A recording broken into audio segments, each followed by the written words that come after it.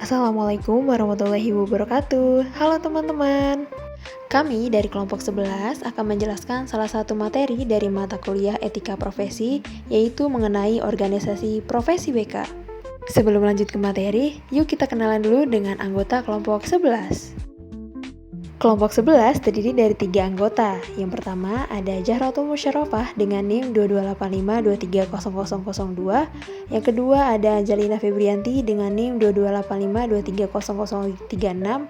Dan yang ketiga ada Naicha Naishaila dengan NIM 2285230040. Next, kita akan membahas apa sih di materi ini? Nah, pada materi ini kita akan membahas materi-materi tentang organisasi profesi BK, APKIN, tujuan fungsi dan juga program APKIN, pengaruh aktivitas organisasi BK di sekolah, dan juga kesimpulan. Yuk mari kita simak penjelasan dari beberapa materi yang akan dijelaskan oleh kami. Pertama, ada organisasi profesi bimbingan dan konseling. Organisasi adalah sekumpulan tindakan terstruktur yang dilakukan oleh 2 orang ataupun lebih untuk mencapai tujuan yang telah ditetapkan.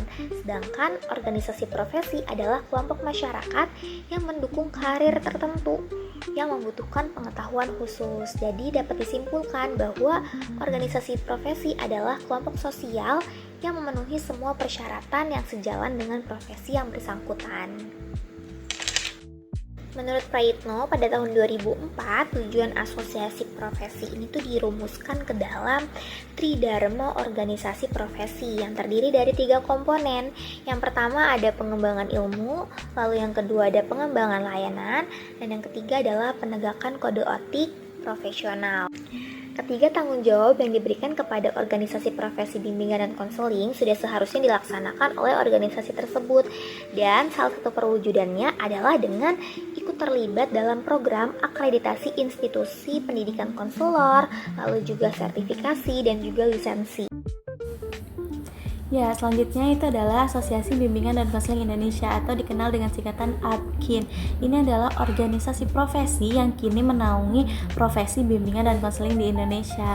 Nah, pada awalnya ini dikenal sebagai Ikatan Petugas Bimbingan Indonesia dengan singkatan IPBI, dan sekarang menjadi asosiasi profesional yang dikenal sebagai Asosiasi Bimbingan dan Konseling Indonesia atau APKIN yang didirikan di Malang pada tanggal 17 Desember tahun 1975.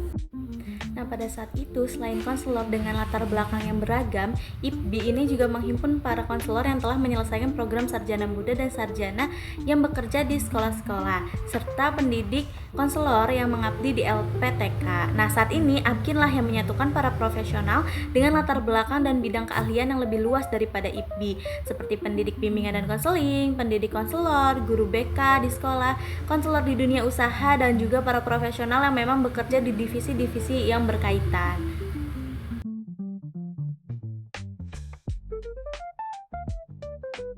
Nah, selanjutnya APKIN itu mempunyai tujuan untuk bisa mengembangkan, memajukan, dan meningkatkan bidang bimbingan dan konseling di Indonesia. APKIN juga mempunyai fungsi sebagai wadah dan dukungan untuk para profesional yang bekerja di bidang bimbingan dan konseling, termasuk akademisi dan guru bimbingan dan konseling atau guru BK di satuan pendidikan. Kemudian, APKIN itu memiliki 6 divisi, teman-teman. Yang pertama ada Ikatan Instrumentasi Bimbingan dan Konseling Indonesia yang dikenal dengan singkatannya IIBKIN. Nah, yang termasuk dalam kategori IIBKIN ini adalah konselor-konselor yang memiliki pengalaman dan kredensial dalam melakukan tes psikologi.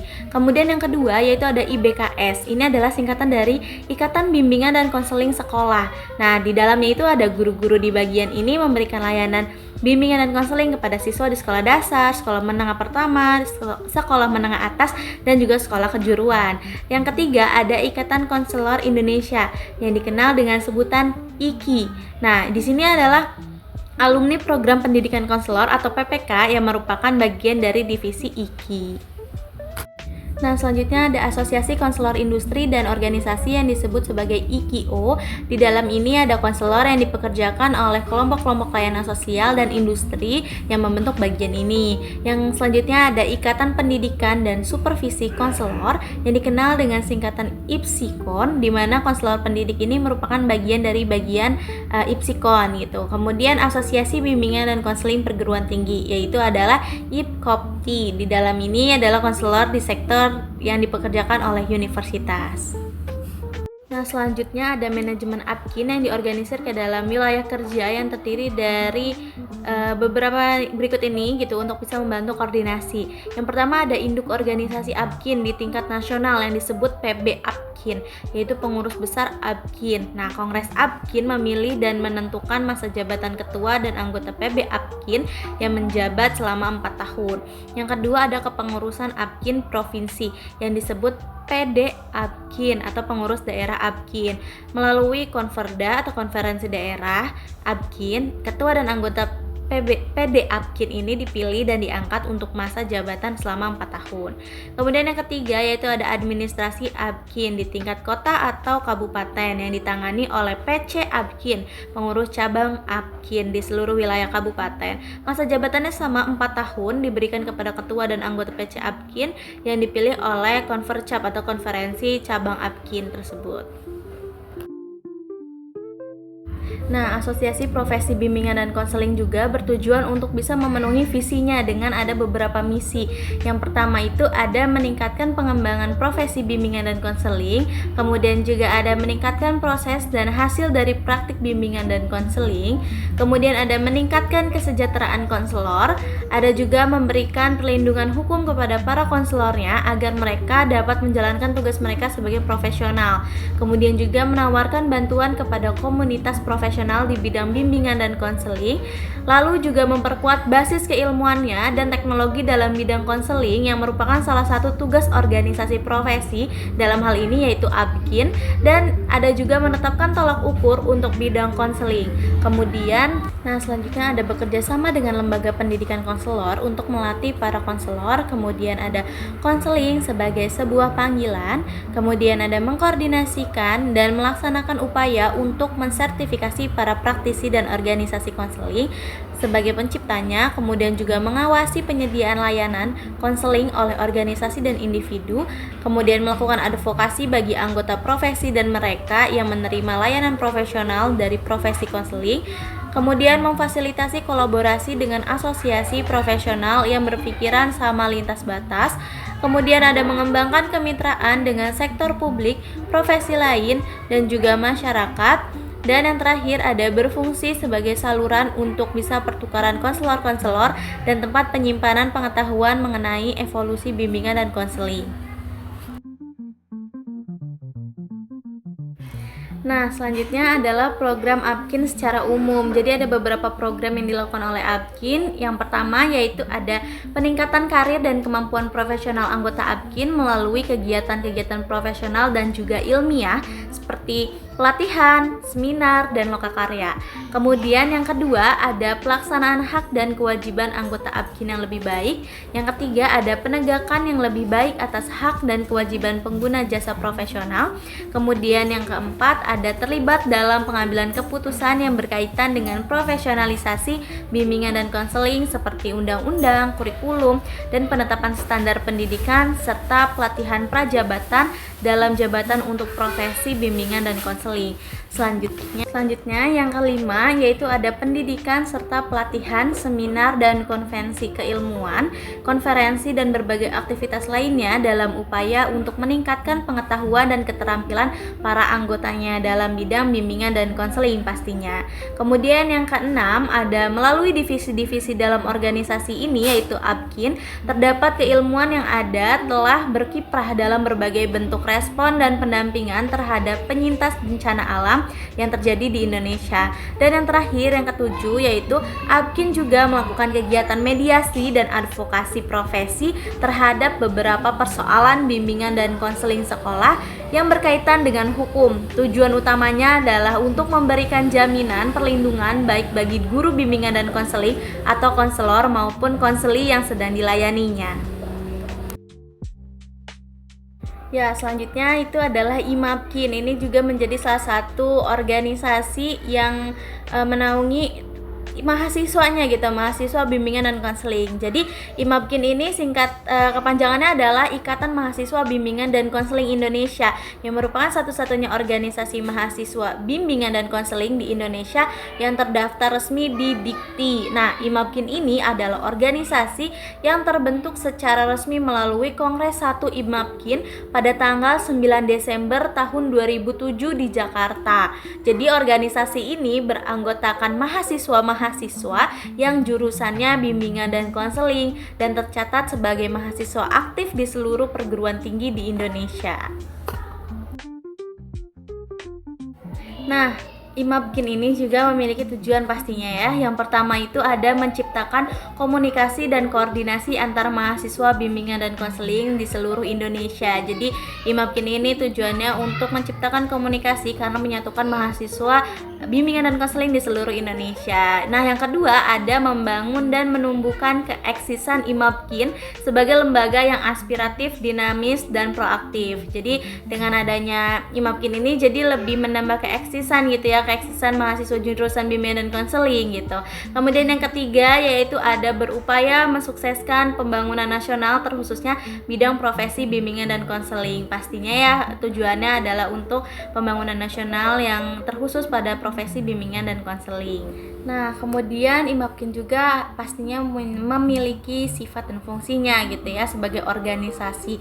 Yang pertama ada IMAPKIN ini memiliki fungsi untuk wadah aspirasi perjuangan dari mahasiswa bimbingan dan konseling. Sudah pasti ya, karena sebagai forum gitu ya untuk aspirasi-aspirasi dari perjuangan mahasiswa bimbingan dan konseling. Kemudian yang kedua yaitu IMAPKIN juga memiliki fungsi sebagai forum silaturahmi mahasiswa bimbingan dan konseling seluruh Indonesia, karena IMAPKIN ini yang mempersatukan mahasiswa-mahasiswa jurusan bimbingan dan konseling seluruh Indonesia, sehingga pastinya berfungsi sebagai forum silaturahmi gitu ya. Baik, materi selanjutnya yaitu pengaruh aktivitas keikutsertaan dalam organisasi bimbingan dan konseling di sekolah. Dalam menjalankan layanan bimbingan dan konseling di sekolah, guru bimbingan dan konseling tidak hanya memberikan dan membantu siswa dalam mengalami kesulitannya, tetapi juga memberitahu siswa tentang cara terbaik untuk membantu mereka berkembang. Nah, dalam hal ini, kompetensi profesional guru sangat penting dan semua guru harus memilikinya. Maka, keikutsertaan guru BK dalam organisasi sekolah, termasuk organisasi yang menaungi para guru BK yang profesional di sekolah, memiliki peran penting dalam mendukung pertumbuhan siswa baik dari segi akademik maupun non-akademik. Nah, dijelaskan juga dalam Sujuti tahun 2022 yang dimana ia mengemukakan bahwa menurut struktur organisasi di sekolah, unit layanan bimbingan dan konseling merupakan bagian teknis dari sistem persekolahan. Yang dimana hal ini juga sudah tercantum dalam Permendikbud nomor 16 tahun 2007 tentang standar kualifikasi akademik dan kompetensi guru yang menyebutkan bahwa standar kompetensi guru dikembangkan secara utuh dari 4 kompetensi utama. Yang pertama yaitu kompetensi pedagogik, yang kedua kepribadian, yang ketiga sosial, dan juga yang keempat profesional. Guru BK yang profesional, mereka akan bekerja pada perkembangan manusia baik dari sisi psikologis maupun sosialnya. Nah, untuk membantu perkembangan siswanya, guru BK harus bekerja sama dengan mitra dari berbagai ilmu, yang dimana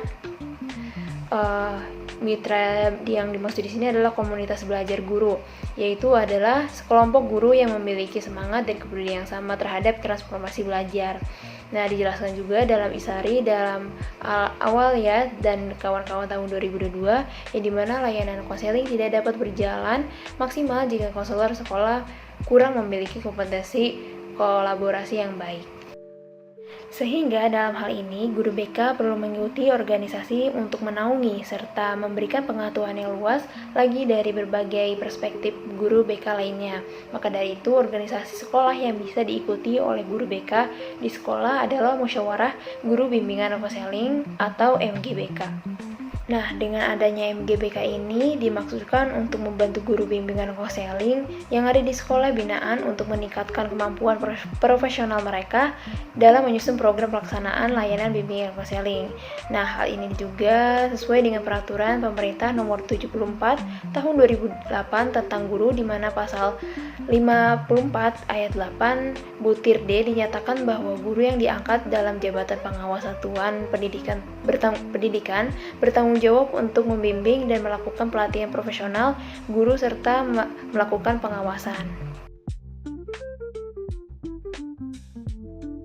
Dalam forum MGBK sendiri tentunya memiliki tujuan dan pengaruh yang signifikan terhadap kinerja serta keprofesionalisme guru BK di sekolah, yaitu tujuannya adanya pelatihan untuk meningkatkan kemampuan profesional konselor sehingga guru bimbingan konseling dan konselor dapat menerapkan keterampilan kolaborasi. Selanjutnya, melalui program yang tersusun dalam MGBK wilayah, guru BK dapat mengembangkan beberapa aspek sebagai berikut. Yang pertama, peningkatan kompetensi.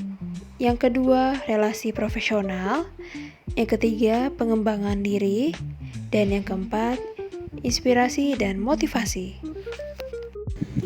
Jadi, dapat diambil kesimpulan, organisasi profesi merupakan sekelompok masyarakat yang mendukung karir tertentu yang membutuhkan pengetahuan.